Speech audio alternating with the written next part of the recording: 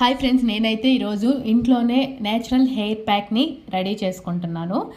బయట కొనేదానికంటే ఇంట్లో అయితే బెస్ట్ అనేసి ఇంట్లో పెరట్లో మాకు గోరింటాకు చెట్లు ఇంకా మందారం చెట్లు అన్నీ ఉంటే ఇంకా గోరింటాకు, మందారం పువ్వు, మందారం ఆకులు అన్నీ కోసుకున్నాను. ఇంక వెళ్ళి మిక్సీకి వేసుకొని కొంచెం పెరుగు వేసుకున్నాను. మనకి ఇష్టం ఉంటే లెమను ఇంకా బీట్రూట్ అలా అప్లై చేసుకోవచ్చు. ఇంట్లో బీట్రూట్ లేదనేసి నేను ఇంక వేసుకోలేదు. బీట్రూట్ వేసుకుంటే ఇంకా మనకి హెయిర్ అనేది ఇంకొంచెం కలర్ ఇంకా బాగుంటుంది అనమాట. ఇంకా అంతా అప్లై చేసుకునేటప్పుడు ఫస్ట్ నేను చిన్న కొప్పులా కట్టుకున్నాను. హెయిర్కి అప్లై చేసుకునేటప్పుడు స్కాల్ఫ్కి బాగా అప్లై చేసుకోవాలి.